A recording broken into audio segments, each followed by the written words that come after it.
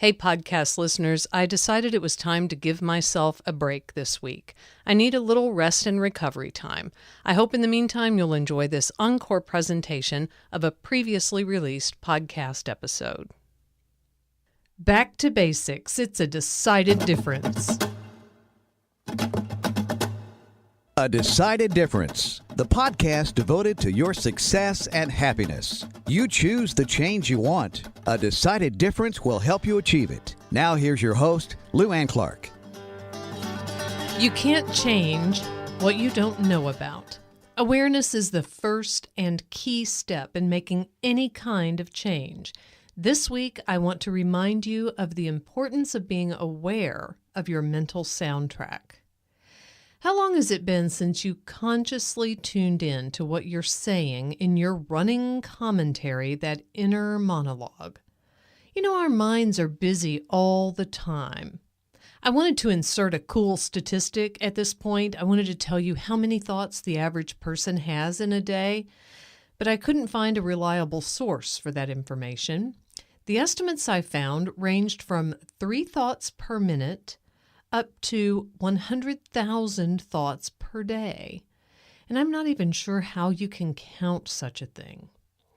I hardly ever experience my mind going completely blank, even when I wish I could stop thinking for a while. Ultimately, your thoughts are the ones that matter to you, and the number of them is probably not very important at all. So let's just say that as long as we're conscious, we are constantly thinking about something. There are different kinds of thoughts, of course. We frequently have observational thoughts, like these. We're running low on toothpaste. This sandwich is better than the one I had yesterday. That's a cute pair of jeans she's wearing.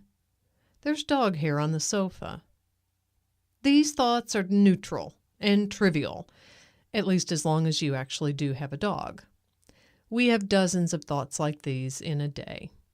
Other thoughts are somewhat important to us as we go through our day-to-day life, such as, I wonder how much money is left in the checking account. Do we have enough eggs for breakfast tomorrow?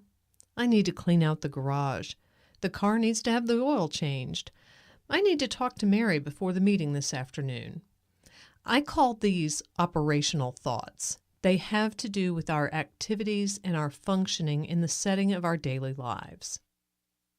Then there are aspirational thoughts, thoughts that have to do with our hopes, our dreams, and our plans. I want to go to the beach on vacation this year. I want a promotion, and I want the raise that goes with it. I want my children to grow up happy and strong. I want to take a class, or I want to learn something new. When we get into the aspirational realm, that's when we start to venture into storytelling. We think of things that we believe will make our lives better or more meaningful in some way. Moving further into storytelling, we also have daydream thoughts. I wish I could paint like Virginia does. If I won the lottery, I would never have to worry about money again. I wish my boss would move to Timbuktu. If I could just meet the right person, I would be happy. Daydream thoughts often include the word wish or the phrase if only.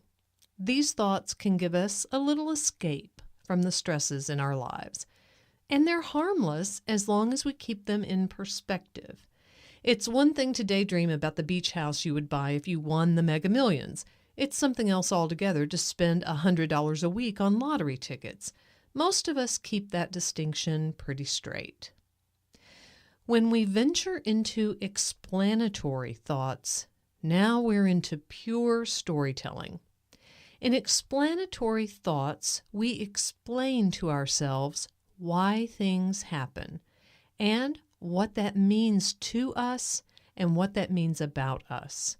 I want to be very clear about this. We can easily tell ourselves stories that are not true and or stories that do not serve us well. But because they are our own stories, we believe them. The problem with explanatory thoughts is that we cannot always explain things. We may not know why something happened the way it did, and we may never be able to know all of the reasons why. But our human minds do not like open loops. We want closure, and if that means we have to make up a plausible story to fill in the gaps, then we'll do it. We are not necessarily conscious that we're doing this, and that is why we need to practice awareness, that basic skill to practice awareness of the mental soundtrack. The thoughts that cause us the most trouble are the thoughts where we judge ourselves and where we judge others. These are likely to be negatively judgmental or even catastrophic thoughts. Let me quickly say that I understand not everyone does this. You may know someone who tells stories about him or herself that are overly wonderful and optimistic. Off the top of my head, I can think of at least a couple of people I know who fill that bill. But the chances that they are listeners of this podcast have to be close to zero. They do not have the kinds of issues with their thoughts that drag people down. If you listen to this podcast because you're interested in positive change, then the chances are good that you sometimes, if not frequently, judge yourself too harshly. When we tell ourselves judgmental stories, we often assign meanings that describe who we are rather than simply what we did. Do you feel the difference in that? Who we are versus what we did. Let's say you made a mathematical error in your checking account, something I personally have never done, and you thought you had more money than you did in the bank. So you went out and you bought something new or you splurged on a treat, only to realize, too late, that you did not actually have that much money in your budget. What do you say to yourself in this situation? Do you say, "I am such an idiot. Why do I always mess things up? I've never been any good at math, and it will always cause me problems. I don't know what I was thinking. I should have known better. My spouse is going to hate me."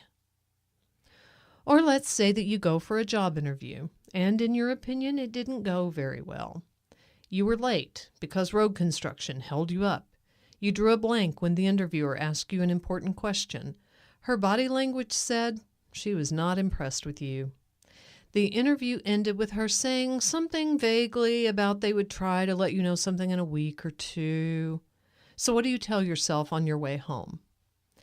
Do you say, "Well, I completely blew that. I look like a total fool in there. She must have thought I was stupid. She obviously couldn't wait to get out of there. I am never going to hear from them." If these sound like the kinds of things that you say to yourself when things go wrong, I want you to take an important step in being kinder to yourself. Build awareness of your own mental soundtrack by writing down the thoughts you have when things don't go your way. Seriously, write them down. Don't just think about them. When you get them down on paper, it's easier to look for patterns that lead you to feel bad about yourself. I'm not just interested in helping you feel better, although I believe that's a worthy thing to do. If you have bad feelings toward yourself, then it can cause you to take self-defeating actions that can make things objectively a lot worse. When you get your thoughts written down, examine them for these words: always, ever, completely, totally, constantly, never, no way, not ever. These are all or nothing words, and they are very seldom true. I won't say they're never true.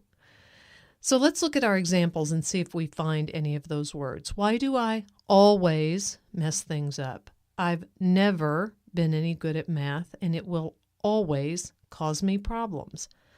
I completely blew that. I look like a total fool in there. I am never going to hear from them.